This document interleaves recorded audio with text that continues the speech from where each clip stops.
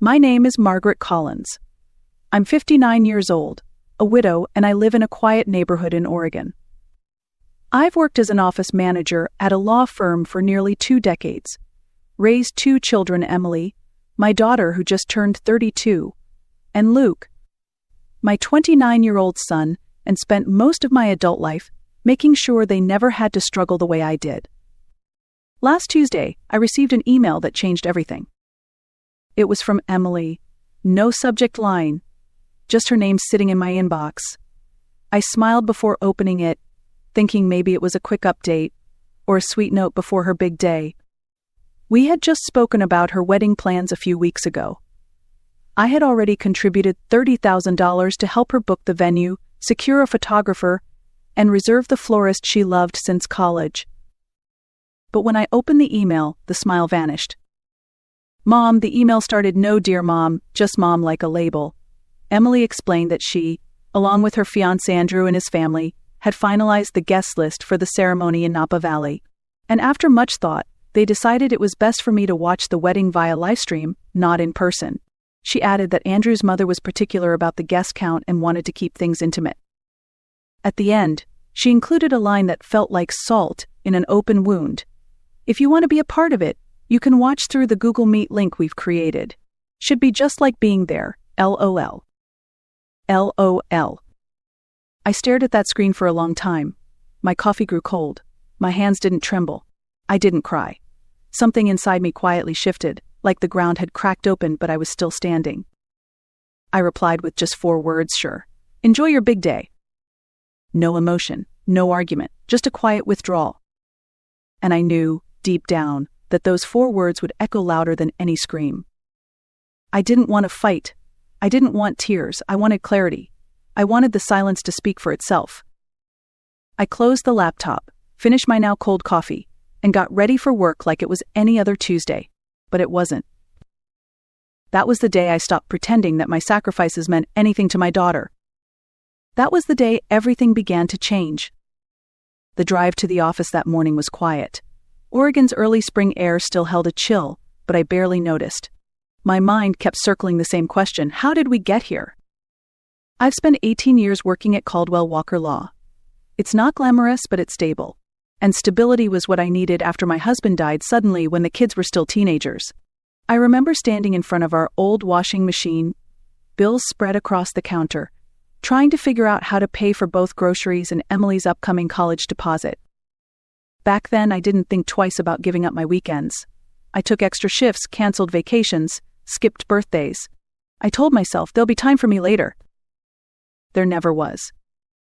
Every penny I saved went to Emily and Luke. When Emily changed majors twice and needed more credits, I paid. When she moved across the country for a short-lived job in New York, I covered her deposit and plane ticket. When she cried through her second breakup at 27, I flew out, held her hand, and made her tea in a kitchen that didn't feel like home. When Luke wanted to buy a house with his fiancée, I co-signed the mortgage and wrote the first $10,000 check without hesitation. I never kept score. That's what mothers do, right? But that email made me feel like a transaction, like I had been useful and now I wasn't, like I had a shelf life and it had expired. Back at the office, my boss Robert stopped by my desk. He's one of those rare men who remembers birthdays and how you take your coffee. He noticed something was off right away. "You look like you've seen a ghost," he said, setting a lat from the cafe downstairs on my desk. I wanted to tell him. I wanted to say my daughter just disinvited me from her wedding. But instead, I smiled and said I hadn't slept well. He didn't push. That small act of kindness, the coffee, the silence nearly undid me. After all the noise in my head that morning, it reminded me that I still existed, that I still mattered, even if only quietly. Around lunchtime, my phone buzzed. Emily again. Her name lit up my screen like a spotlight I didn't want. Voicemails, texts. "Mom, please answer. We need to talk. This isn't funny." I didn't listen to any of them, not yet. I just sat there, sipping my latte, and thought, maybe it's time to stop being the one who always answers. Maybe it's time to stop playing a role in someone else's story when they won't let you on the stage. That afternoon, I made a decision that would shift the ground beneath all of us. I wasn't going to scream. I wasn't going to beg. I was going to do something far more powerful. I was going to act. After work, I didn't go straight home. I drove to First Federal Bank, a few blocks down from the office. Carlos, the branch manager, had helped me with everything from setting up college funds to adjusting retirement contributions. He always greeted me by name. "Mrs. Collins," he smiled, standing to shake my hand. "What can I do for you today?" I sat down across from him and placed my purse on the floor. My voice was calm, almost too calm. "I need to cancel a wire transfer," I said. He blinked. "The one to the Napa venue?" "Yes, that one." Carlos hesitated. "There may be a cancellation fee depending on timing, but may I ask why?" "The circumstances have changed," I replied, without elaborating. He looked something up on his screen. "You're in luck. It hasn't processed yet. Just in time." He paused, then looked up at me. "Are you sure, Mrs. Collins? $50,000 is a significant amount." I nodded. "I'm sure." $50,000. That was the amount I had planned to send next, on top of the $30,000 already gone. $80,000 total, for a wedding I wasn't allowed to attend. I signed the necessary forms and left the bank without a second thought. By the time I got home, there were 9 missed calls from Emily, 2 from Luke. One voicemail simply said, "Mom, please, don't do this." I turned off my phone. In the kitchen, I reached for the bottle of red wine I'd been saving for Thanksgiving. I hadn't opened it back then. Emily was supposed to visit, but she canceled last minute. "Work," she said. I poured a glass, took it out to the porch, and sat in the fading sunlight. Birds chirped in the trees. A neighbor's dog barked. Everything felt still. And then the memories started coming in waves. All the birthdays I planned alone. All the holiday dinners where I pretended I wasn't waiting for a call that never came. All the small sacrifices that nobody noticed. The new shoes I didn't buy. The car I drove for 14 years. The vacations I postponed. I thought about Andrew's mother, the woman who barely knew Emily, yet her opinion carried more weight than mine. The woman whose idea of family meant excluding the one person who had carried Emily through every hard season of her life. I thought about the way Emily signed off her email with LOL. As if watching your own daughter's wedding through a screen was a joke. And finally I thought about myself, not as a mother, not as a widow, but as a woman. What did I want? Peace, dignity. A life that didn't revolve around being useful to people who only showed up when they needed something. That night, around 9 p.m., the doorbell rang. I thought about ignoring it, but curiosity got the better of me. It was Luke, still in his office clothes, tie loosened, sleeves rolled up. He looked uncomfortable, holding his phone in one hand like a shield. "Mom," he said, stepping inside before I could speak. "Why aren't you answering your phone? Emily's freaking out." I shut the door calmly. "Hello to you too." He sighed, already pacing. "She says you're not coming to the wedding now, that you're being difficult." I laughed. Difficult? For not attending a wedding I was uninvited from? He shifted uncomfortably. "Andrew's parents are footing most of the bill, Mom. You know how traditional they are." I raised an eyebrow. Traditional? I already paid $30,000. I was about to give $50,000 more. That's not tradition, that's a buyout. He froze. "Wait, you were sending another 50. "Was," I said, sipping my wine. "But not anymore." Luke's face went pale. "Mom, they're counting on that. The venue, the food, the—" "Not my problem anymore," I said evenly. His voice rose. "Of course it's your problem. She's your daughter." "And I'm her mother," I said quietly. "A mother who was told to stay home and watch from a screen." He ran his hands through his hair, visibly agitated. "You always make everything about yourself." And that was it. That was the moment something inside me finally gave way. "Get out of my house." "What?" "You heard me, Luke. Get out." "Mom." "No," I said, firm but soft. "I've given everything I had, and I'm done being the villain in a story I wrote with love." Luke stood there for a second longer, then turned and walked out. The door clicked behind him quietly, but it felt louder than any slam. I stood in the middle of my living room, heart pounding, and realized something startling. I didn't feel guilty. I felt free. The next morning, I woke up to 43 missed calls and a string of frantic messages from Emily.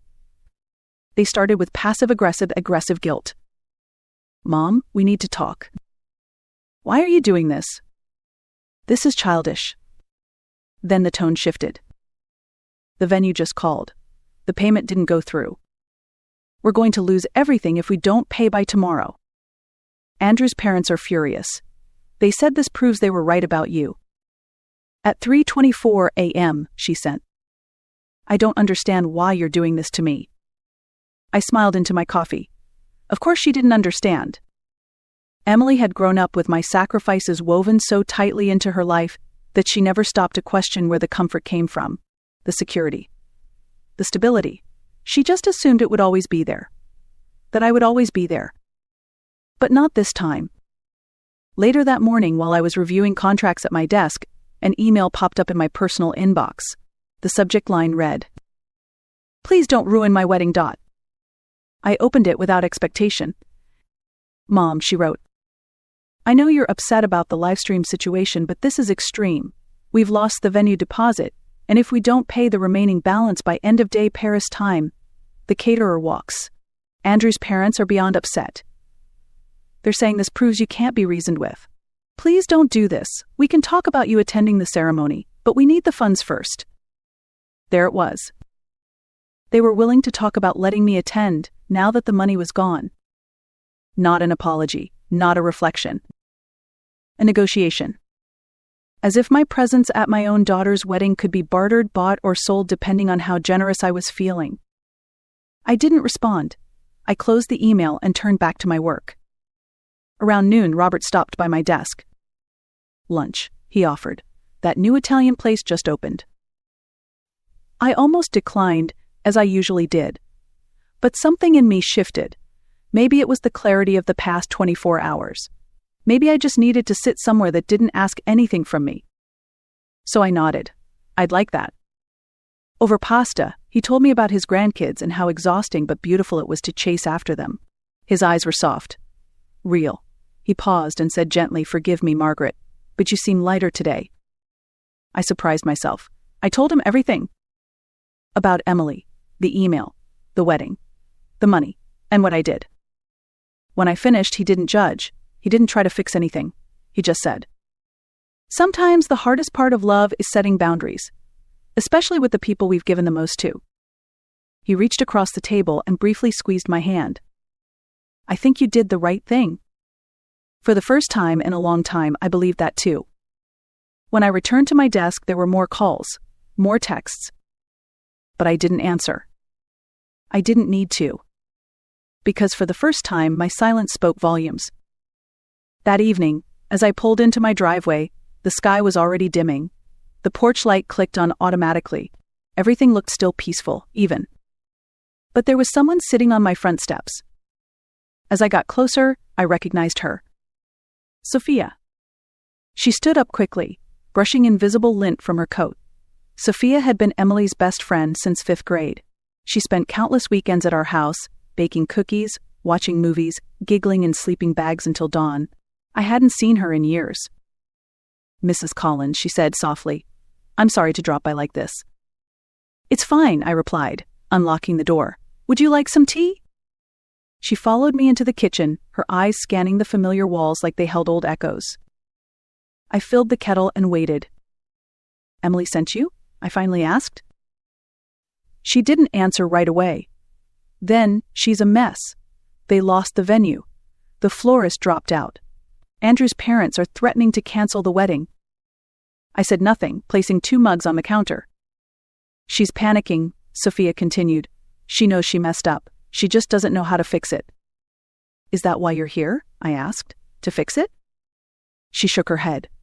"No, I'm here to ask, is there anything she can say or do to change your mind?" I paused. Was there? Would an apology change the way it felt to be excluded? To be used like a bank account? To be told you're not welcome unless your money is? I looked at Sophia, still young, still hopeful. "No," I said quietly. "There isn't." Her shoulders sagged. "Not even if she apologizes?" I handed her a mug of tea. Words are easy, Sophia. Especially when people are desperate. But the people who love you, they don't wait until you cut them off to see you. Sophia looked down into her tea, nodding slowly. I get it, she said. Even if she doesn't. I'm sorry, Mrs. Collins. You don't need to be, I replied. We stood in silence for a moment, two women from different generations connected by one hard truth. Sometimes love has limits. Sometimes the only way to be seen is to walk away. Sophia didn't stay long. She didn't try to argue. She just thanked me, hugged me gently, and walked back into the night. And I finally closed the door on a version of myself I had long outgrown. The wedding never happened, not as they planned, anyway. They scrambled to find another venue, but everything was either booked or far too expensive without the money I had once promised.